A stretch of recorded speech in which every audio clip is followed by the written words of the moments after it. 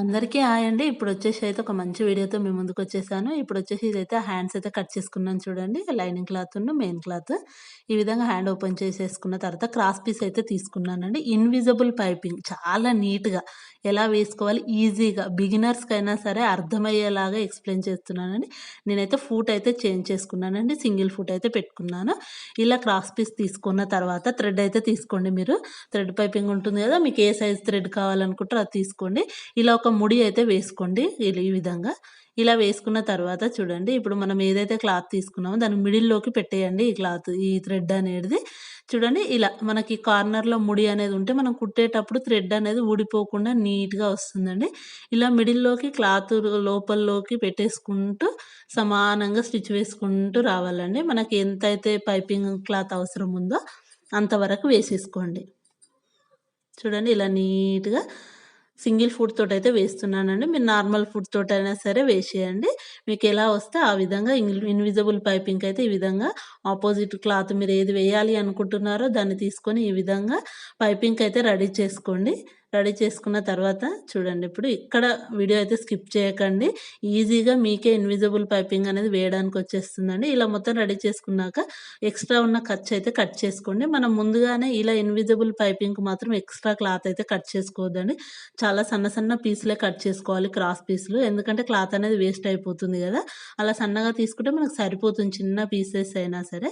ఇలా కట్ చేసుకున్న తర్వాత మనం తీసుకున్న మెయిన్ హ్యాండ్స్ పైన మెయిన్ క్లాత్ ఉంది గదా! హ్యాండ్‌ది దాని పైన పెట్టేసుకొని మీరు ఖర్చు ఎంత వదలాలి అనుకుంటారో దాన్ని చూసుకొని దాని పైన పెట్టుకొని ఈ విధంగా స్టిచ్ వేసుకుంటూ వెళ్ళిపోవాలి. ఆల్రెడీ మనం థ్రెడ్ పైపింగ్‌కి రెడీ చేసుకున్నది ఉంది గదా!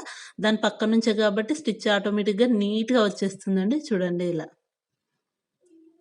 ఇలా వేసుకున్న తర్వాత చూడండి ఎంత నీట్‌గా వచ్చేసిందో.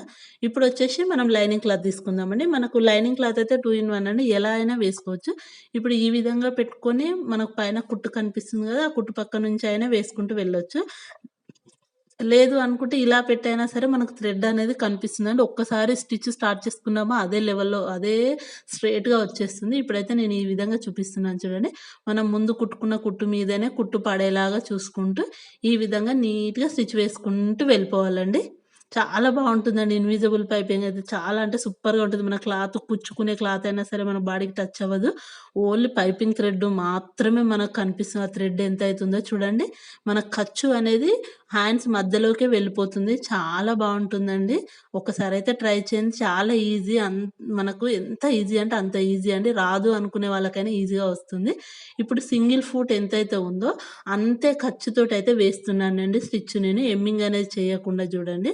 మళ్ళీ ఇదొక టిప్ ఏంటంటే మనకు పైపింగ్ యొక్క థ్రెడ్ ఉంది గదా! దాని పక్కనే పాదం ఉండేలాగా చూసుకొని స్టిచ్ వేసుకుంటే ఒకే లెవెల్‌లో వచ్చేస్తుందండి. మనం ఎంత పైపింగు హ్యాండ్ పొడవుందో అంతవరకు ఒకే సేమ్ గ్యాప్ తోటి వచ్చేస్తుంది పైపింగ్ అనేది.